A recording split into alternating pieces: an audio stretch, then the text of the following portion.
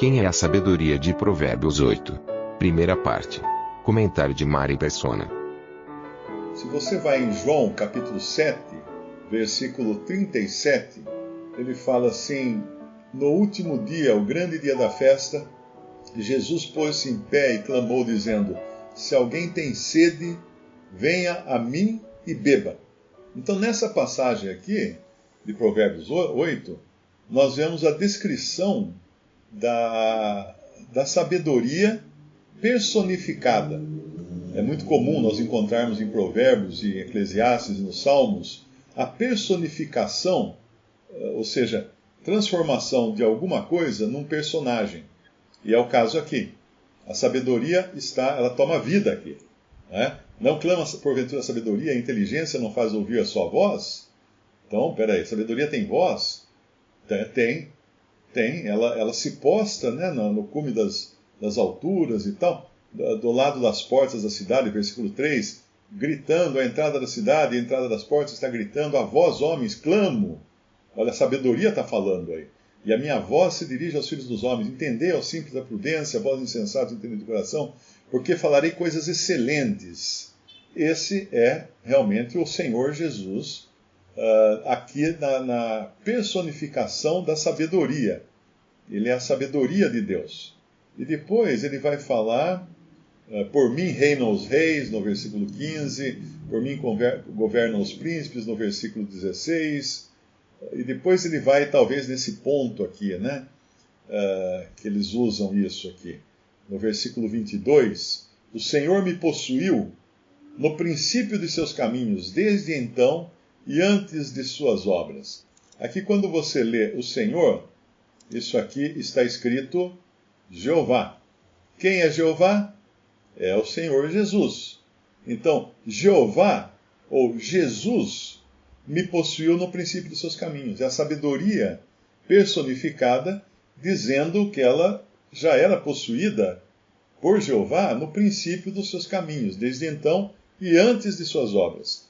Desde a eternidade fui ungida, ou seja, fui escolhida. Desde o princípio, antes do começo da terra, quando ainda não havia abismos, fui gerada. E é aqui que eles pegam esse pedaço. Falam assim: tá vendo? A sabedoria foi gerada. Então Jesus foi criado. Ora, isso aqui não significa que Cristo foi criado. Isso é uma linguagem poética, falando da sua personalidade, a personalidade de Jesus, incorporando aqui esse personagem da sabedoria e deixando claro que ele estava na eternidade já, né? Antes que os montes se houvessem assentado, versículo 25, eu fui gerada. Ainda ele não tinha feito a terra, nem os campos, nem o princípio do pó do mundo.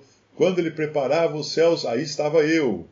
Quando traçava... Bom, então isso aqui é linguagem poética, e a linguagem poética tem um negócio chamado licença poética. Você quer ver uma licença poética? O Dal é músico, ele conhece. O Dal deve conhecer aquela música: eu sei que vou te amar. Eu sei que vou te amar, por toda a minha vida vou te amar. Sabia que está errada essa música? Está errada. Gramaticalmente, ela está errada. Ela contém um erro de gramática errado, um erro problemático. Porque você não pode falar: eu sei que vou te amar. Você tem que falar: eu sei que vou amar-te. Eu sei que vou amar-te. Por toda a minha vida eu vou amar-te. Agora, o Dorival Caymmi, acho que foi, né? Não sei quem compôs essa música.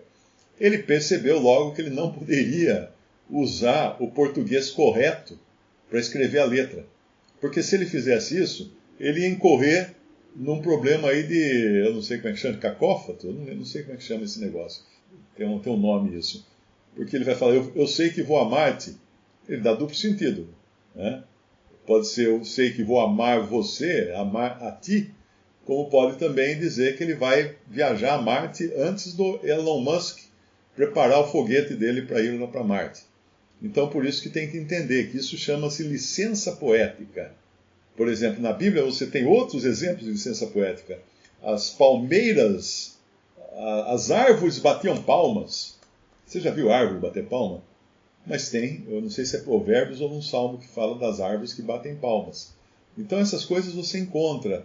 A própria descrição de Deus, em alguns casos, quando fala de Deus, precisa usar licença poética, porque quando fala assim, os olhos do Senhor estão em todo lugar. Ué, mas Deus é espírito, não tem olhos. A mão de Deus pesou sobre fulano. Mas Deus não tem mão. Ele é espírito, não tem um corpo. Tem o Senhor Jesus agora, o corpo, a pessoa de Cristo, tem um corpo de carne e ossos, mas antes ele não tinha. Antes dele vir ao mundo em carne e ossos, ele não tinha.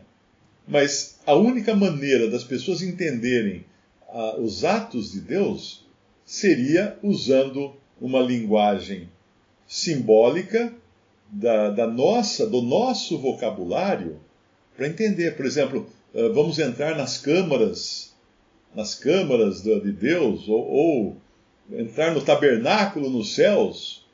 Ué, mas então, onde é que está fincada as estacas desse tabernáculo no céu, se o céu não tem chão?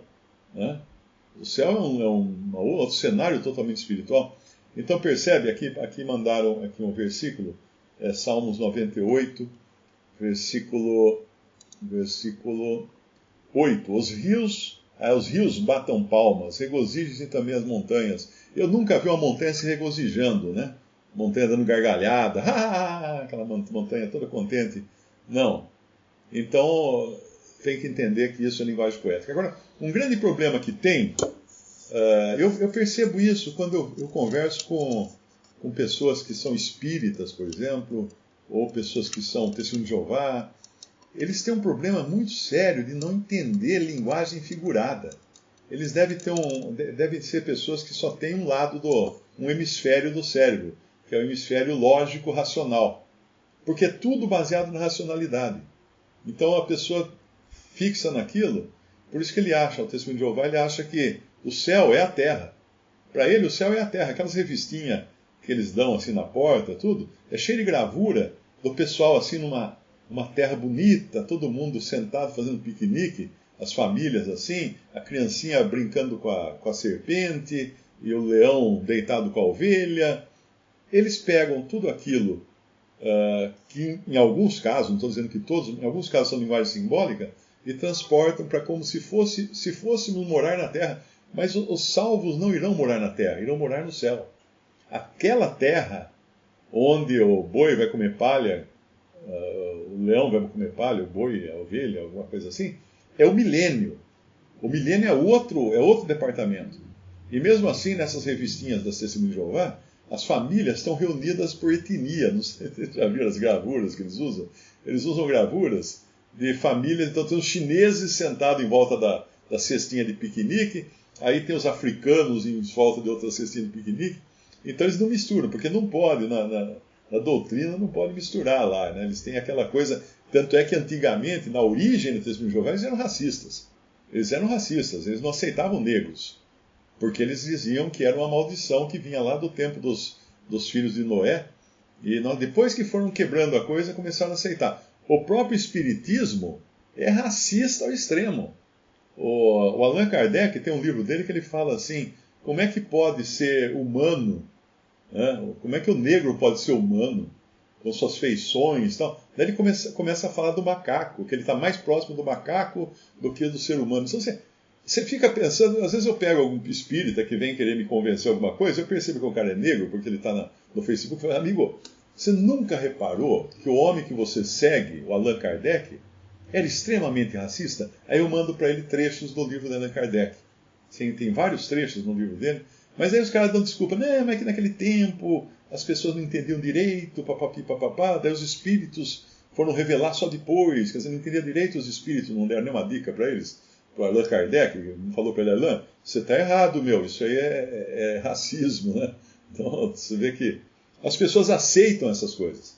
Agora, outra coisa também, outra seita, e é importante entender isso, que dentro do mundo evangélico, para eles, para os evangélicos, Testemunho de Jeová é só mais uma igreja. É só mais uma igreja. Mormon é só outra igreja. Então, eles são capazes, evangélicos, né, de uma forma geral, eles são capazes de aceitar como irmão um testemunho de Jeová ou um mormon, mas não um católico. Católico eles acham que é do capeta. Mas o testemunho de Jeová, o mormon, não, são irmãos. Eles têm umas ideias diferentes, mas são irmãos. Pelo contrário, esses são do capeta. Os católicos creem na divindade de Cristo. O credo apostólico, que você crê em Deus Pai, Criador, papapi, papapá, está toda a doutrina apostólica ali. E eles rejeitam o catolicismo como sendo totalmente anticristão, mas aceitam seitas que são totalmente anticristãs. Visite Respondi.com.br. Visite também 3minutos.net.